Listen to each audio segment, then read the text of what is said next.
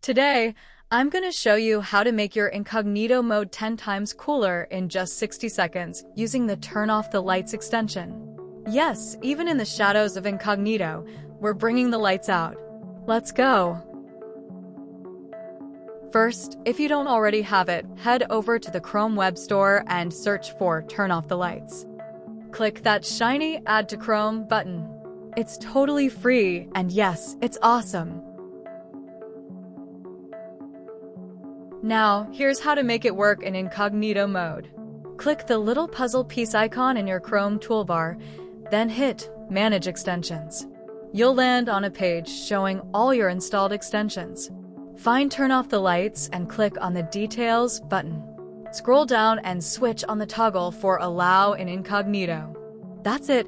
You've just unlocked Stealth Mode Darkness. Now open an incognito window. Let's say, go to google.com.